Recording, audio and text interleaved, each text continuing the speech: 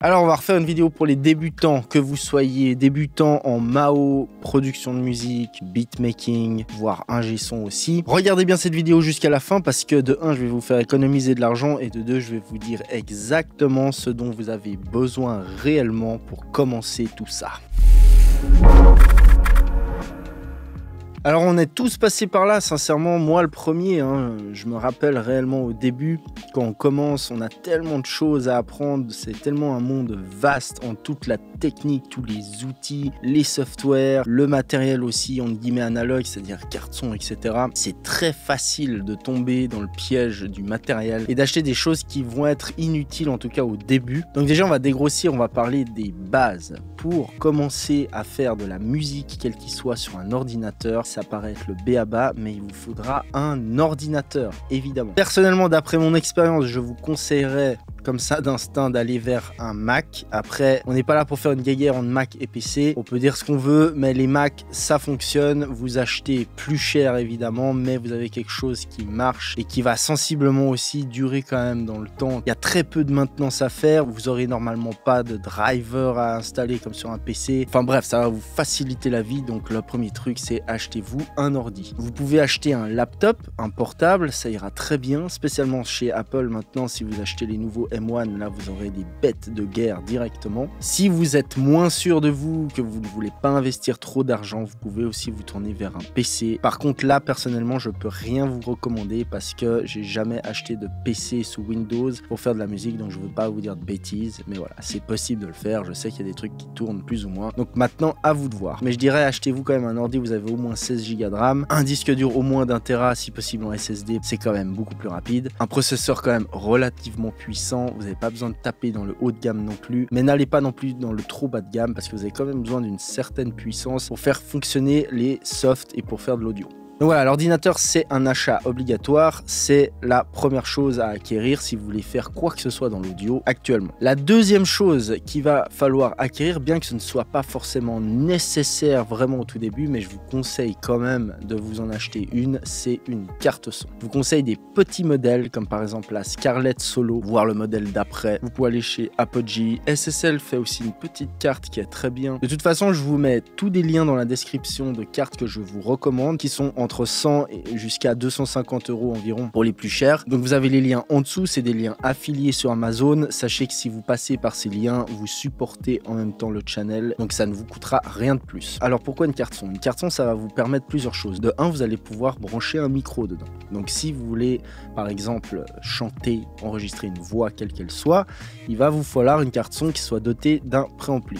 Donc les cartes son que je vous propose, elles ont des préamplis intégrés. Et ça, je dirais, c'est la première raison. Deuxièmement, par la suite, vous pourrez plugger sur ces cartes son des haut-parleurs aussi. Mais ça, on va y revenir après. Troisième chose que je vous conseille d'acheter pour commencer, on va dire pour un starter kit, c'est un casque. Pas besoin là non plus d'acheter du haut de gamme ou quoi que ce soit, un casque basique fera l'affaire. Je vous ai mis deux liens aussi en dessous de deux casques de base que je vous conseille, que j'ai moi-même utilisé pendant des années, avec lesquels j'ai produit, j'ai même mixé. Donc c'est pas des casques haut de gamme, mais c'est tout à fait possible d'avoir des résultats très corrects avec ces casques. C'est le Sennheiser HD25 et le fameux Beyer Dynamic que tout le monde a, c'est le DT 700, enfin je sais plus, sincèrement je me rappelle jamais du nom de celui-là, mais bref, je vous ai mis les deux liens aussi en dessous. Donc ça c'est les trois premières choses dans lesquelles je vous conseille d'investir, c'est un ordi, une carte son, un casque. Maintenant, il y a aussi une autre chose qu'il faut prendre en compte, c'est que quand on est vraiment débutant, pour vous qui regardez cette vidéo, il y a un moment où il va falloir aussi apprendre d'une certaine manière la technique. Vous n'allez pas pouvoir y échapper. Donc pour ça, j'en profite pour vite vous en parler maintenant.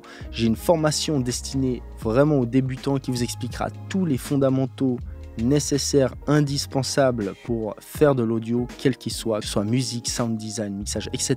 C'est vraiment des fondamentaux indispensable. J'ai réuni dans cette formation toutes les infos vraiment utiles et nécessaires pour bien commencer. Donc si jamais ça vous intéresse, je vous mets aussi un lien dans la description en dessous pour aller sur www.stropstudio.school et là vous aurez le programme détaillé de la formation évidemment. Je vous laisse aller checker ça si ça vous intéresse. Ok, donc maintenant il va vous falloir encore un outil indispensable pour faire de la musique sur un ordinateur, c'est un DAW.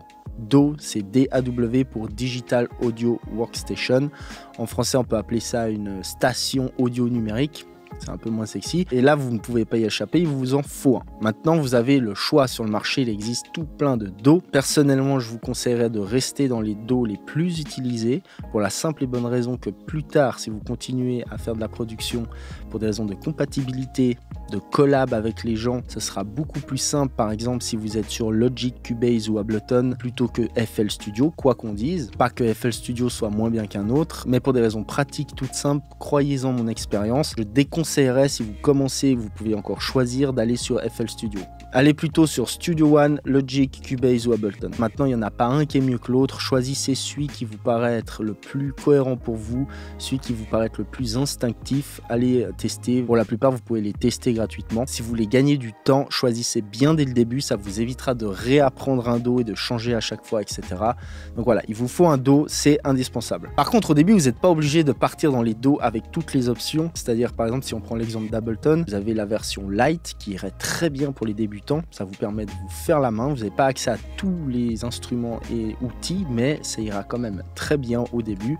Pareil pour les autres DAW, allez pas forcément acheter la plus chère tout de suite dès le début, vous pourrez toujours upgrader par la suite. Donc maintenant que vous avez tout ce qu'il faut pour faire de la musique, on va parler de ce qu'il ne faut pas acheter. Ne tombez pas dans le piège des plugins. Les plugins au début ne vous serviront à rien. N'allez pas acheter des Waves, ni des Fab Filters, ni quoi que ce soit comme plugin. Vous pouvez vous faire la main et faire de la super qualité, même atteindre un niveau professionnel en utilisant uniquement les outils intégrés dans votre DAW. Aujourd'hui, tous les DAW possèdent des outils de très haute qualité. Vous avez vraiment besoin de rien d'autre au début. Apprenez à utiliser tous les outils de votre DAW, à les maîtriser par cœur, et une fois que vous serez arrivé à un point où vous sentez vraiment que vous maîtrisez votre DAW et ses outils à fond, là vous pourrez commencer à penser à acheter une suite de plugins ou un plugin, etc. N'achetez pas par exemple un Pro Q3 dès le début, ça ne vous servira à rien. De toute façon, dites-vous un truc, c'est qu'au début, entre guillemets, vous allez faire de la M. Vous allez faire des tracks qui ne sonneront pas, vous allez faire des arrangements pourris, vous allez faire des choses incohérentes musicalement, et c'est normal, on est tous passés par là et ça fait partie du processus d'apprentissage.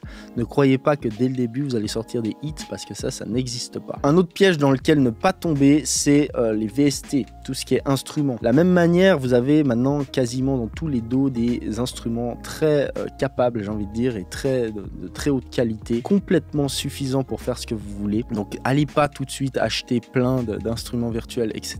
Concentrez-vous d'abord sur les bases, apprenez les bases, et ensuite, de la même manière que pour les plugins, vous pouvez acheter d'autres VST. Donc maintenant, on doit parler aussi des enceintes. Est-ce qu'il faut acheter des enceintes? J'ai envie de vous dire, mieux vaut faire tout avec un bon casque que d'avoir des enceintes dans une pièce absolument pas traitée acoustiquement et vous fier à cette écoute qui est en vrai complètement faussée, qui vous fera en fait perdre du temps de 1 et surtout prendre presque des mauvaises habitudes, j'ai envie de vous dire. Donc si vous voulez vous lancer dans l'achat de haut-parleurs, ça va vraiment de pair avec déjà une pièce. Comment être votre pièce? Si vous avez une toute petite pièce étriquée, sincèrement restez au casque et peut-être acheter un meilleur casque par la suite, ce sera beaucoup plus bénéfique pour vous et votre musique, je vous le garantis. Maintenant, si vous avez une pièce de taille correcte qui n'est pas toute étriquée, que vous voulez vraiment mettre des haut-parleurs dedans, dans ce cas, il n'y a aucun problème, mais prenez en compte que les haut-parleurs vont un minimum avec l'acoustique de la pièce. Ça ne veut pas dire qu'il faut avoir une pièce traitée professionnellement comme ici par exemple, mais il faut quand même vous investir un petit peu dans le traitement acoustique, vous renseigner un petit peu, au moins faire des traitements de base, et ensuite grosso modo vous avez deux choix, c'est soit vous achetez des panneaux tout faits qui vont vous coûter cher et qui finalement ne fonctionnent pas super bien, soit vous pouvez vous lancer vous-même dans la construction de vos panneaux absorbants, et dans ce cas-là ça vous coûtera beaucoup moins cher et vous pourrez avec un peu d'huile de coude et en vous renseignant un petit peu sur internet faire des panneaux beaucoup plus efficaces que ceux du marché, ou en tout cas ceux qui sont